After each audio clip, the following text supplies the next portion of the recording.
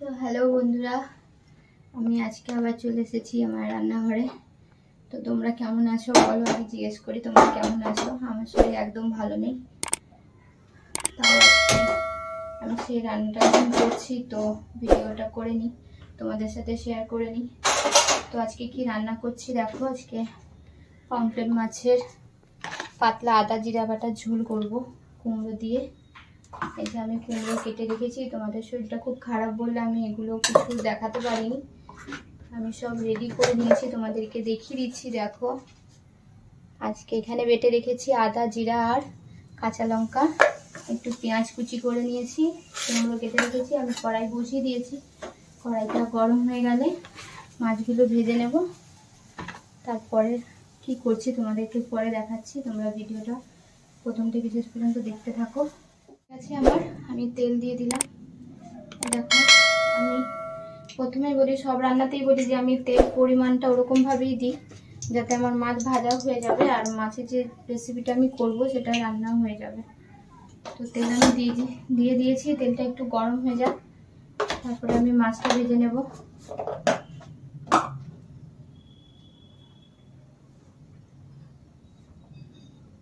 তো বন্ধুরা, কে কে দেখছো আমার এই রান্নার রেসিপির ভিডিও, কেউ কমেন্ট করছো না, একটু কমেন্ট করে বলো কীরকম কী হচ্ছে। তো আমি তেলের মধ্যে একটু নুন দিয়ে দিলাম, নুনটা দেওয়ার কারণই হচ্ছে যাতে মাছটা কড়াইতে না লেগে যায়।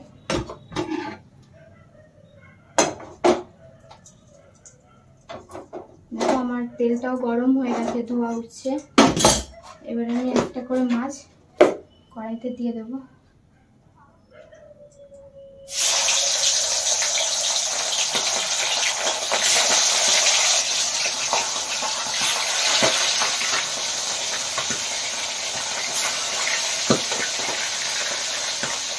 আমার মাছ ভাজা হয়ে গেছে,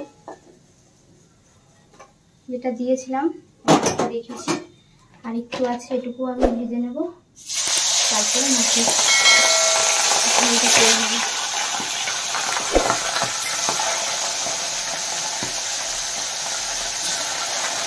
তো বন্ধুরা, তোমাদের কারণটা বলি, তেলটা কেন দিতে কালকে এবং আজকেও।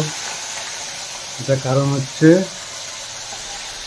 এগুলো হচ্ছে আঁশবিহীন মাছ, এই মাছে কোনো আঁশ থাকে না, তাই জন্য একটু মাছগুলো ফাটে এবং তেল ছিটায়।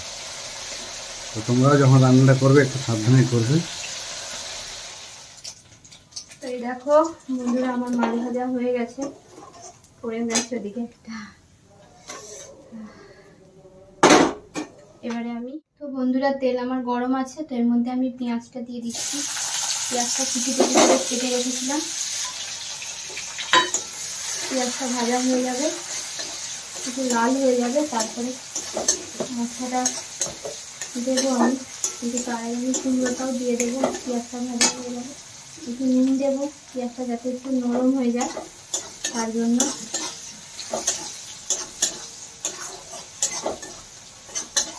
আর তোমরা আমাদের ভিডিও দেখে কে কে রান্না করেছো একবার কমেন্টে অবশ্যই জানিয়ে যাও, কারণ আমাদের রান্নাটা আমরা টেস্ট করে তো খুব ভালো লাগে। তোমরা যদি টেস্ট করে থাকো তাহলে একবার কমেন্টে জানাও যে ভালো লেগেছে বলে। আমরা এটা পাওনা হিসেবে অনেক কিছু অ্যাচিভমেন্ট করব তোমাদের কাছ থেকে, তার মানে আমরা বুঝতে পারবো যে আমাদের ভিডিও দেখে কারো তো রান্না ভালো হয়েছে এবং সে ভালো বলেছে। আমাদের পেঁয়াজ ভাজা হয়ে গেছে, এবার আমরা কুমড়োটা দিয়ে দেবো। আর পেঁয়াজটা এইরকমই ভাজবে, এর চেয়ে বেশি ভাজবে না। একটু একটু লাল হয়ে গেলেই তখনই কুমড়োটা দিয়ে দিতে হবে।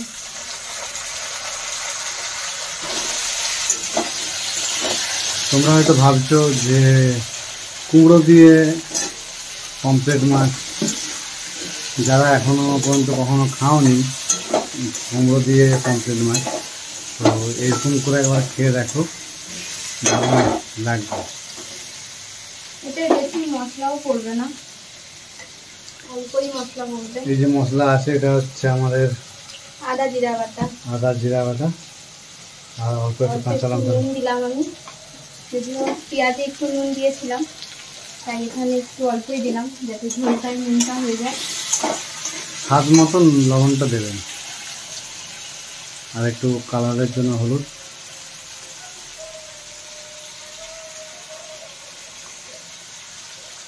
পমফ্রেট খেতে কার না ভালো লাগে, সবারই ভালো লাগে, কিন্তু দামের জন্য সবাই পিছিয়ে যায়। আর পমফ্রেট একটু যদি কালো রকমের হয় তো আরও স্বাদ বেড়ে যায়। দীঘায় যারা যাও তারা নিশ্চয়ই পমফ্রেট কিনে খাও, ভাজা পমফ্রেট। আর আমরা এটা ভাজা করছি কারণ কুমড়ো দিয়ে করছি। বন্ধুরা, আমাদের পেঁয়াজ আর কুমড়ো ভাজা হয়ে এসছে, এবার টমেটোটা দেবো।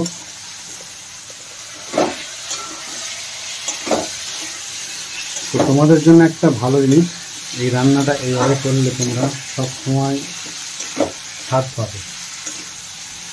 এই টমেটোর সঙ্গে আমরা মশলাটা অ্যাড করে দেবো।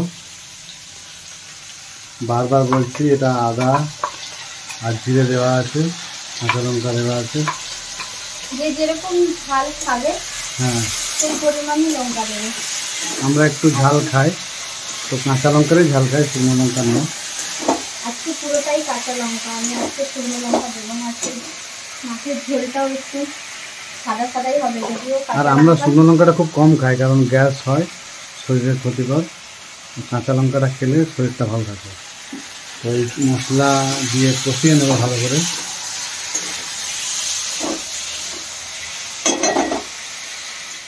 তো আমাদের মশলা কষানো হচ্ছে, মশলার গন্ধটা আছে কিনা একবার দেখে নিল।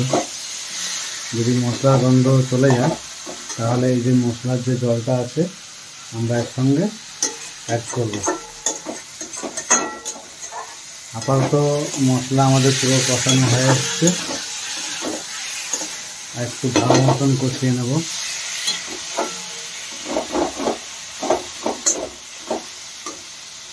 আমাদের মশলা কষানো হয়ে গেছে, এবার জলটা অ্যাড করব। গন্ধ আসছে না, আমি জল দিয়ে দিলাম।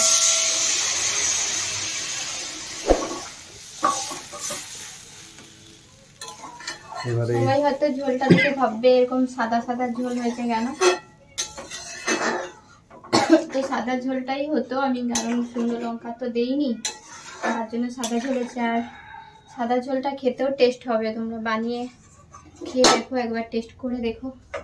তো ঝোলটা ফুটে উঠুক, যদিও কুমড়ো সিদ্ধ অর্ধেক হয়ে গেছে, একটু ফুটে উঠলে তারপরে এসে মাছগুলো দিয়ে দেবো। কুমড়ো অর্ধেক এমনিতেই সিদ্ধ হয়ে গেছে কষানোতে। তো আমি ঢাকনাটা খুলে দেখে নিই হয়ে গেছে কিনা। টমেটোটাও গলে গেছে, টমেটোটা গলে গেছে, কুমড়াও সিদ্ধ হয়ে গেছে। এবার আমি মাছগুলো দেবো আর নামিয়ে দেবো। যদিও মাছগুলো একটু ছোট ছোট সাইজে, কিন্তু খেতে খুব টেস্ট হবে। এই মাছ কিন্তু খেতে খুব টেস্ট হয়, তাই মাছগুলো দিয়ে আমি নামিয়ে দেবো। জালটা খালি আমরা 2-3 মিনিট রাখবো, কারণ তরকারি হয়ে গেছে। মাছটা খালি হ্যাঁ, মাছটা দিলাম বলে তাই রেখে দেবো একটু 2 মিনিট। যে ঝোলটা আছে সেই ঝোলটা মাছের মধ্যে অ্যাড করলে একদম মশলাটাও ঢুকে যাবে আর খেতে স্বাদটা লাগবে। তো আমাদের হয়ে এসছে, খুব সুন্দর হচ্ছে। এই আঁচে আমাদের হয়ে যাবে, আর আমরা এবার আঁচটাকে বন্ধ করে দেবো। যে গরম ভাতটা আছে তার মধ্যেই মাছটা হয়ে যাবে। মাছটা হয়ে গেছে, আমি গ্যাস বন্ধ করে দিচ্ছি। আর আমি কড়াই থেকে নামিয়ে আমি অন্য একটা পাত্রে ঢেলে নেব।